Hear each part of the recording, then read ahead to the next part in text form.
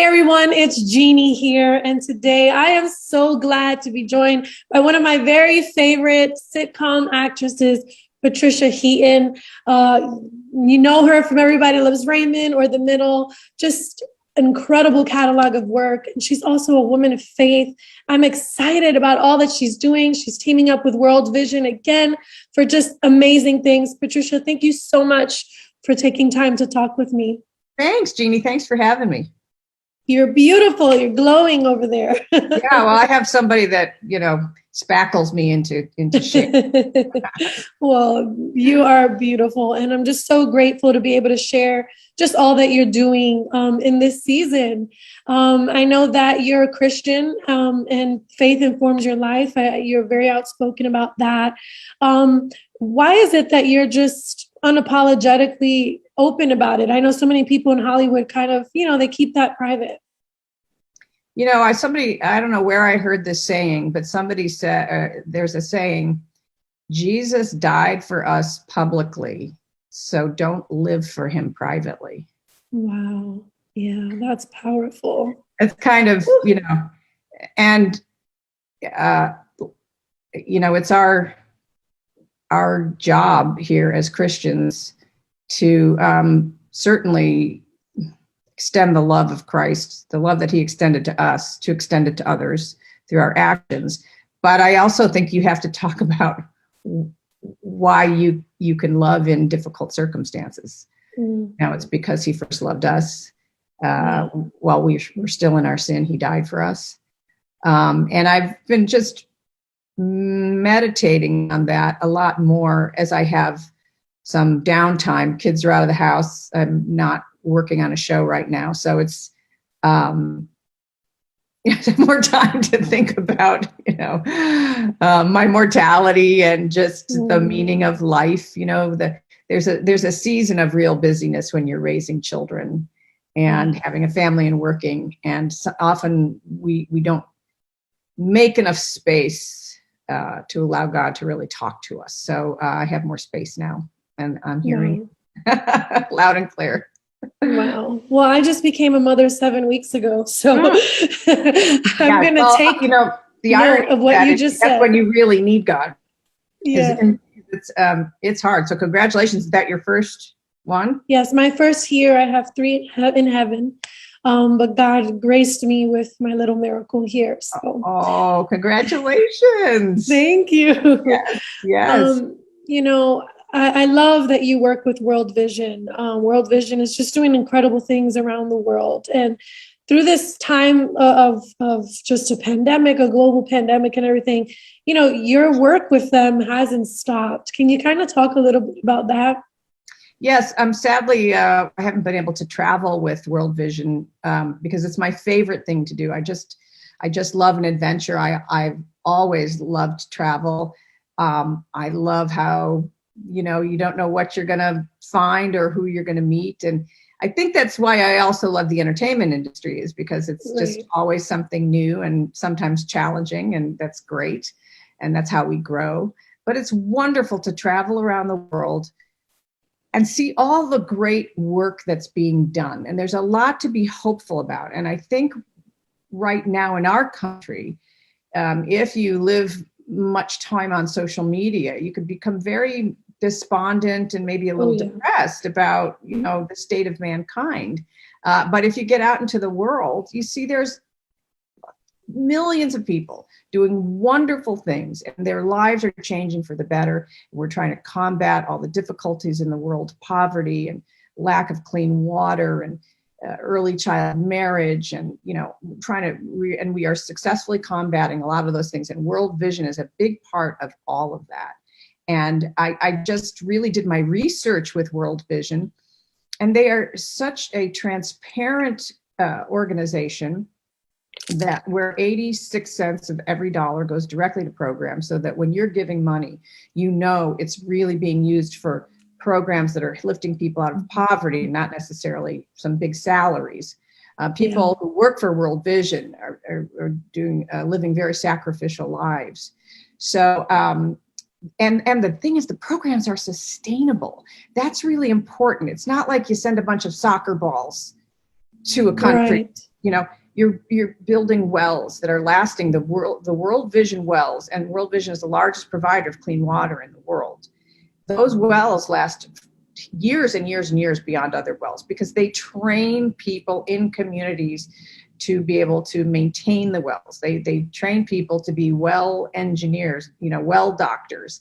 And so those wells last for a long time. Their schools last for a long time. There's savings clubs where women come in, put their money together and start making microloans to each other. That transforms communities. Girls are being able to go to school because World Vision builds toilets so at the school, so when they have their period, they have a private place to go.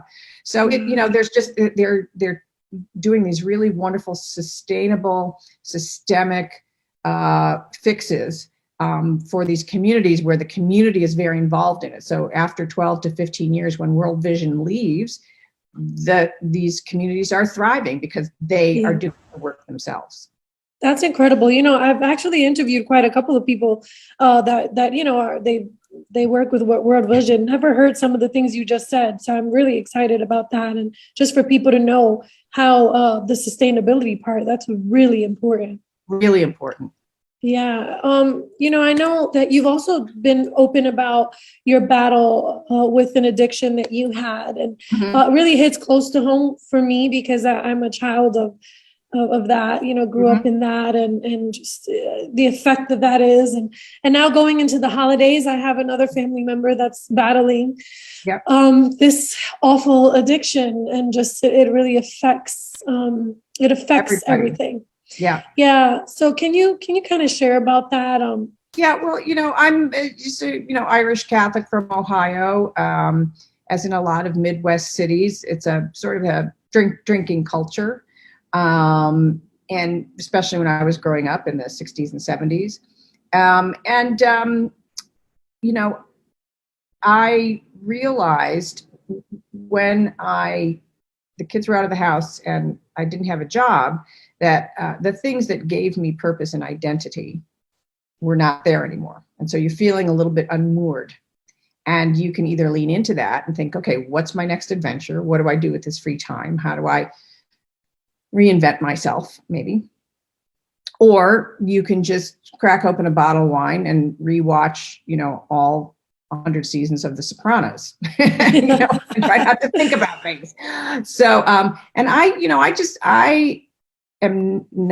don't have an addict personality for alcohol, but I'm never a person that would sip a cocktail through an evening, like going out to dinner. I was like 2 cocktails before dinner, 2 glasses of wine with dinner, an aperitif after dinner, and I just, really throw them back.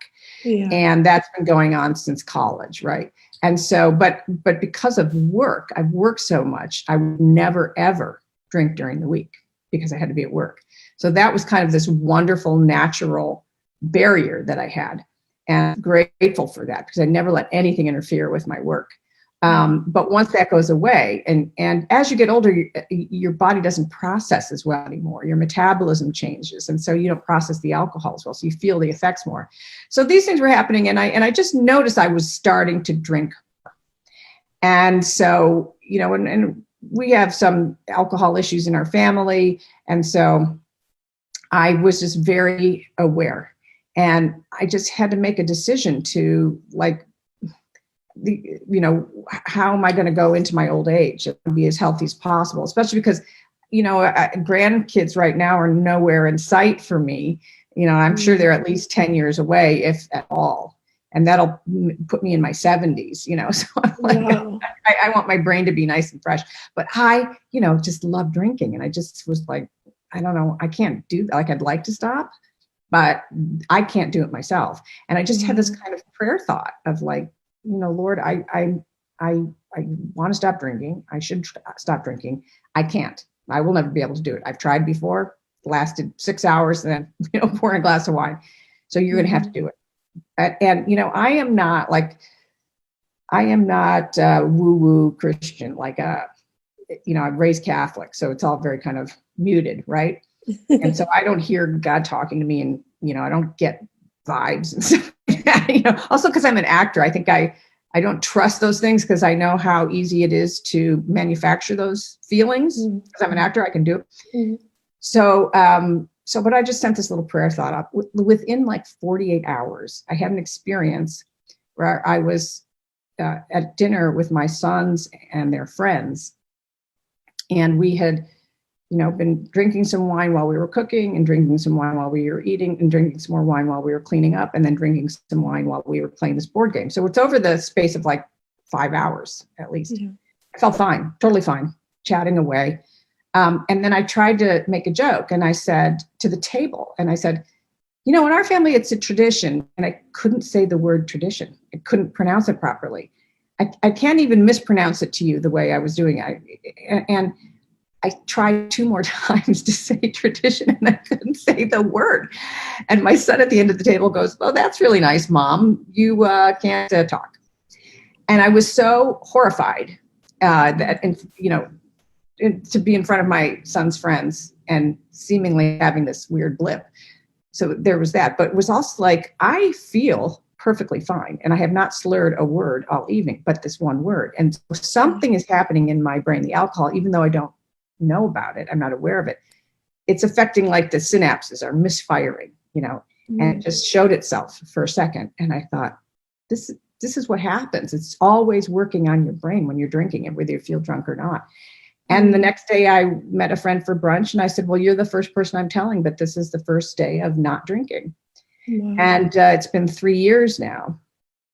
And thank you. It was a real answer to prayer. It's like, God knows what it would take for me to quit, which was like public humiliation. Wow. But I stopped, and thank goodness it was before the pandemic, because I certainly would definitely have been, starting drinking early in the afternoon during the pandemic. Yeah. Well, I know you're doing Mocktail Monday series, where you talk about sobriety in the holidays, and what you're saying is so true. There are so many people, due to the pandemic and all of that are just kind of stuck in this, cycle of, oh, I'm sad. There's some are single. They don't have, what others have. So they're just, looking to something, and they turn to alcohol. Yeah. What made you want to do the series? You can't just get rid of something without replacing it. You have to replace it with something. And I know that I realize I'm a pretty social person, but there's this little heightened bit of energy and tension before you go out to meet people, right? And which is why I think we all have a drink, just to kind of push through that. And it's fun to have a drink, and they taste good. They taste great, So I think but you need to substitute. Like, I'm the big, like, bourbon old fashioned drinker. And so now I just do club soda with bitters, like a little maraschino cherry and juice, and a slice of orange. And just the taste of the bitters, like, mentally gets me over the hump of wanting that urge, that impulse to order a drink when everybody else is doing it. And once you do that and you have that taste, it's like your body goes, "Oh, okay." And then you can move on. Now, if you are like a really serious alcoholic, you should be going to meetings and things like that.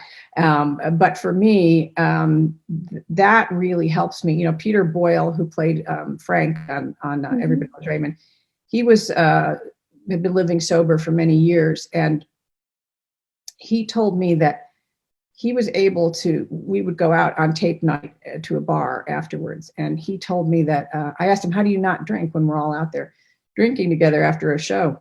And he said, "I just think about taking the first drink, and how it leads to the second drink, and how I feel physically and mentally, and then the third drink. And I just walk it through in my mind of where it ends up leading me. And by the time I walk it through, the impulse is gone, and I don't really want to make that choice." So that's been very helpful for me too, to just take a pause and allow your body to adjust to not having it in that moment. That's awesome. So let's talk about the beautiful scarf that you're wearing. Oh, thank you. Yes. I know. To buy like Christmas gifts, World Vision, if you go to worldvision.org, you can see the catalog online, and you can order the scarf. There I am, right on the back with my scarf. And there's my good buddy and my neighbor in Tennessee, Melissa Joan Hart, and she's got this beautiful bangle bracelet, says faith, hope, and love on it, and it's connected with a little heart charm. Beautiful. And if you donate $100 to World Vision, they'll send you either one, whatever you want. But there's also inside many, many, many gifts that you can buy for yourself or for family members. And that money will go to World Vision programs. Or you can actually buy things like animals for a village, you know, a little flock of chickens, like here, and that really does change people's lives. So this catalog, and you can just go online and see everything. You can get all your Christmas shopping done for yourself, for your family, and for anybody in an hour with the World Vision catalog if you go to worldvision.org. And every gift and every donation that you make is going to save somebody's life, literally. Yeah, that to me is the most incredible part of it. Not only are you shopping and you get some gifts, but you're actually able to make an impact. Is there anything that you're looking forward to this holiday season? Well, we can wrap up here, but following a pandemic and all this stuff, I mean, I don't know if we're still in the pandemic, but you know, I don't think we are. Okay, like I don't want to be insensitive. All right. Yeah, no, I know, you know, everybody's got their opinion. I mean, I feel like we've kind of pushed through the biggest part of it. I'm vaccinated and I haven't gotten the booster yet, but we'll see.